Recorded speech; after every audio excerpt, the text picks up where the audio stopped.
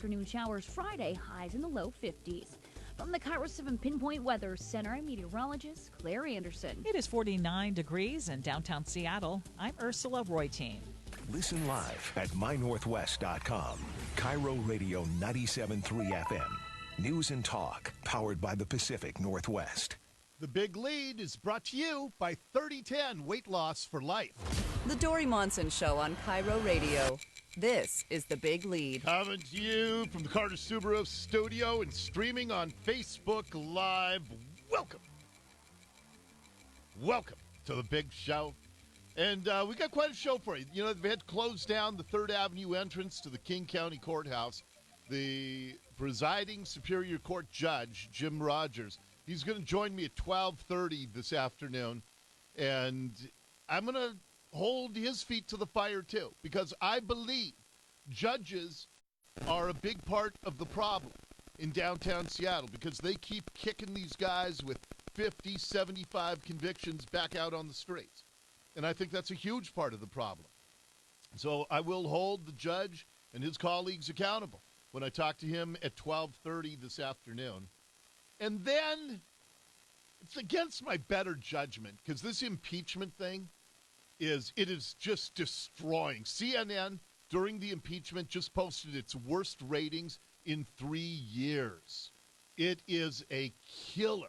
And the American people, it's not in the top 30 things that any normal human being truly cares about. There are people who pretend they care about it, who geek up their obsession because they hate Trump so much.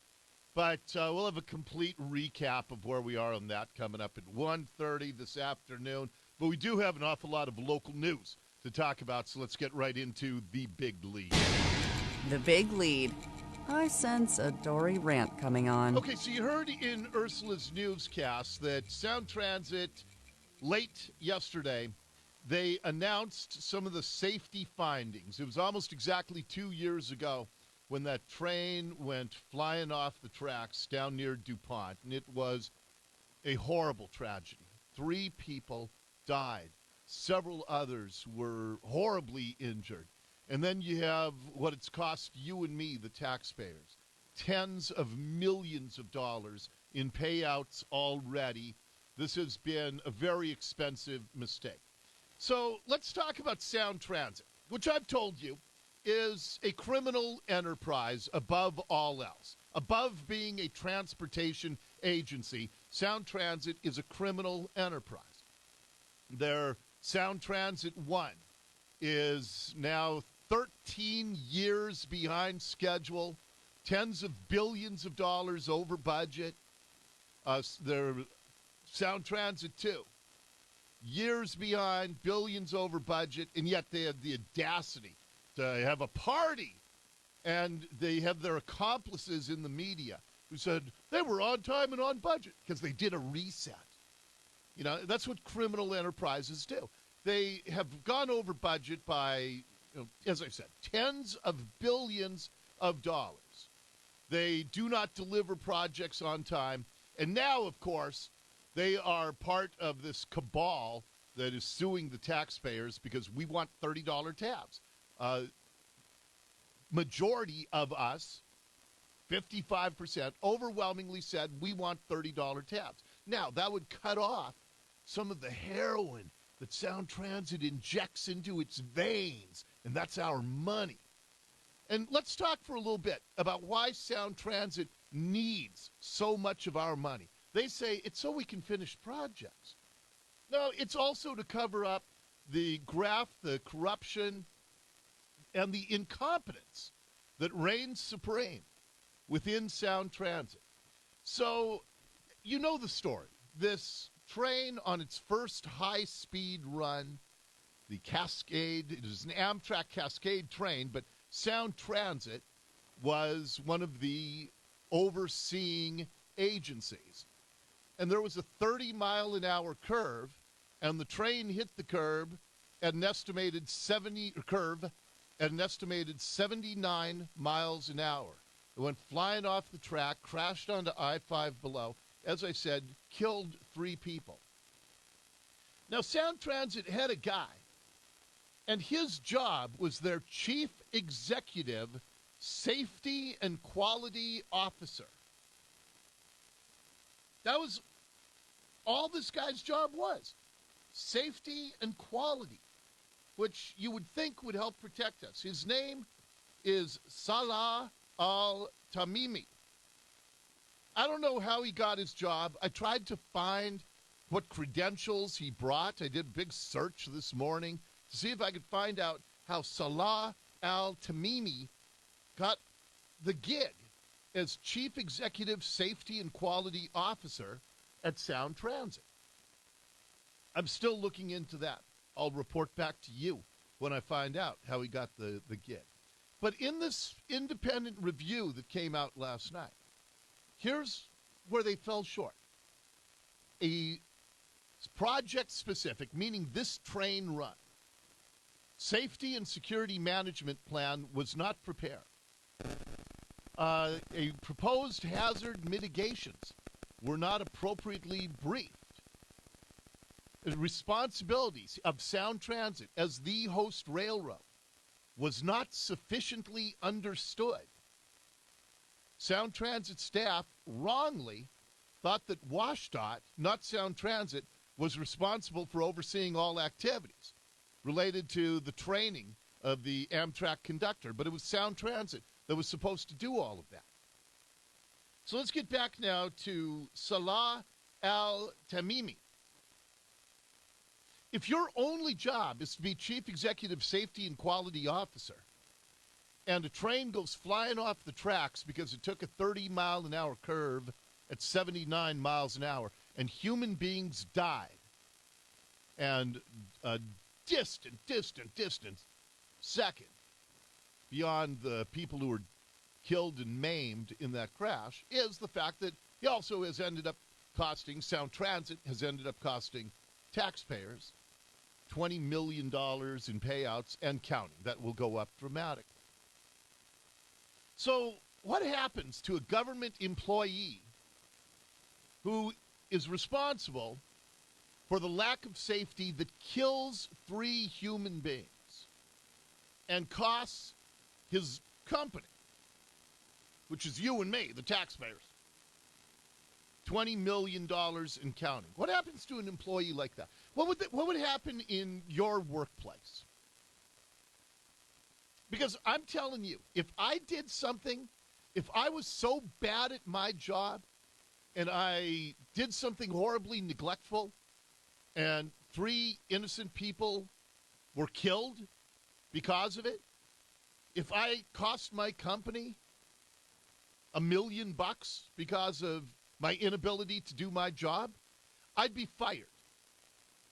I'm guessing you would be fired as well.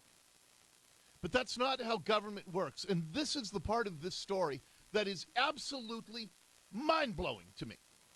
Because the early reports that came out last evening were that this guy had been fired. And then they sent out an important correction to the media at about 9 o'clock last night. And they said, we want to stress that Salah Al-Tamimi, that he has not been fired. He's been removed from his job as the chief safety officer. But he's being offered another job within Sound Transit.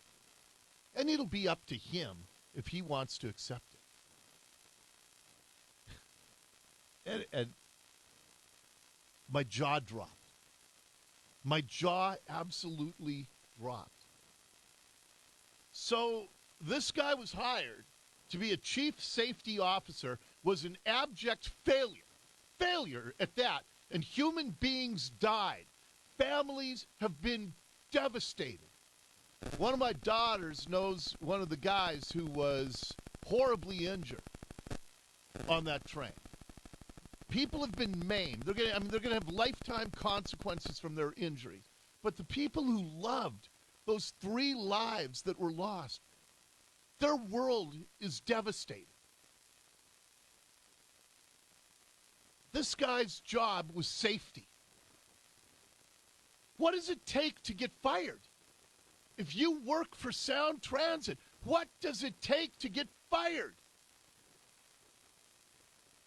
If the safety guy is killing people with his inability to successfully do his job, he's being offered a demotion, and if whatever skill set Salah Al-Tamimi brought to his job that made him the chief executive safety guy, does that skill set translate to any other job at Sound Transit where he's better than any other candidate in the world for this demotion position?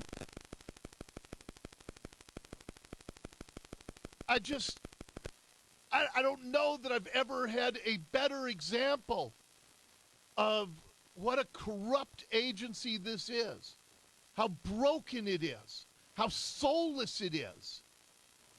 What do you think the family members of the 3 dead, what do you think their reaction was last night when they heard that the chief executive safety guy was being offered another job within Sound Transit? Sound Transit's a criminal enterprise, and they take care of their own. And more than anything, it's a jobs program. They know they're not taking any cars off the streets. They know that they're not reducing gridlock at all. But they are the medium by which $100 billion is being transferred from hardworking taxpayers to create all of these construction jobs, these union jobs, these chief executive safety officer jobs, the 300-some thousand that Peter Rogoff makes, their CEO.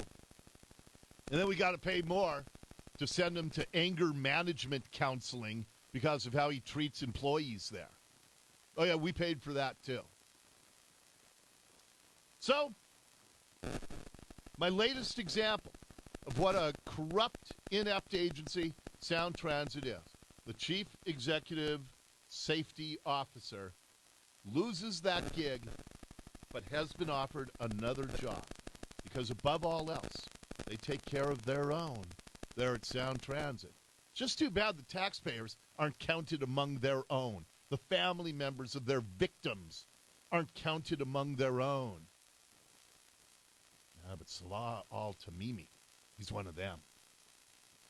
Up next in the big lead. The big lead. Your tax dollars at work. Which brings me to the other development in $30 car tabs. And again, it's Sound Transit that is getting the $300, $400, $500 that you are being illegally overtaxed on your car tabs. And that's why the people said 55 to 45%. Overwhelmingly, the people said, we want $30 car tabs. And last night, our state Supreme Court divided 6-3.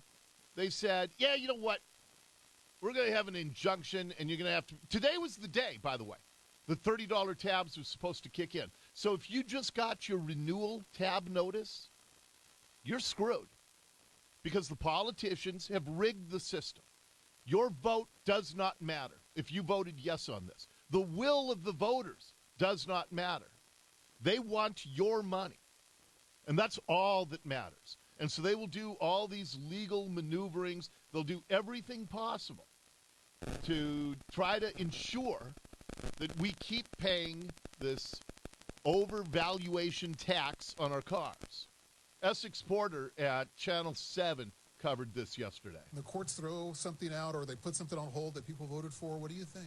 Well, why are we voting then? I mean, if courts can just overrule the public. But with so much at risk for Seattle, Mayor Durkin sees it differently. This ruling vindicates voters.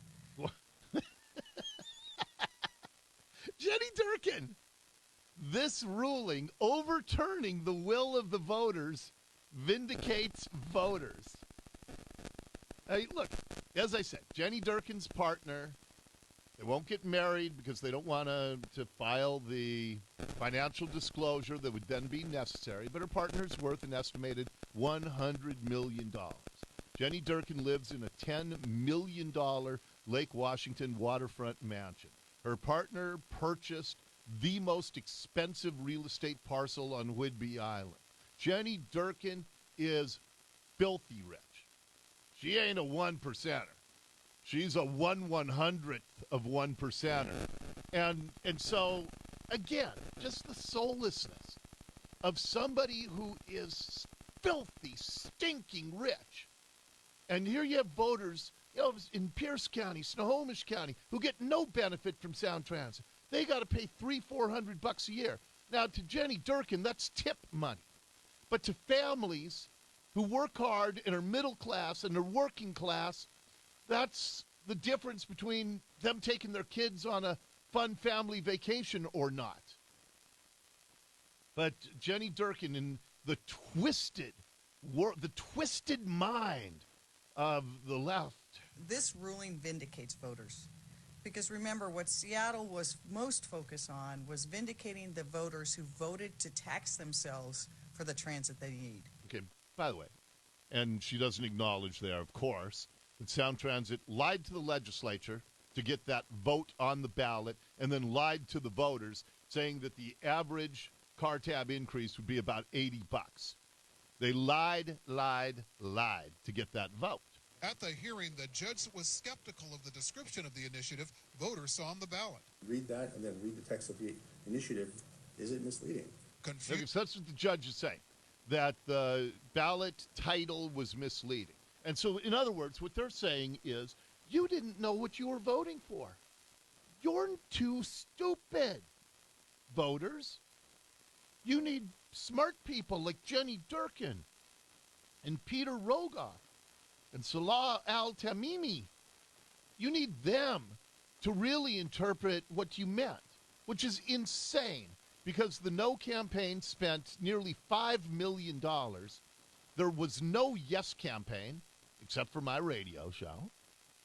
And they say you didn't know what you were voting for. And, of course, the Attorney General is the one who wrote that ballot title, and now he has to defend it. But there's a lot of thinking that Bob Ferguson intentionally sabotaged this 976 initiative. Confusion over whether the initiative would also restrict local voters from adding car tab fees played a key role in the judge's decision to put 976 on hold. So I think it's very frustrating, for the average voter to see themselves voting over and over again for an initiative and having the political system say that they were confused and they didn't know quite what they were doing. Yep, that's what they're telling us.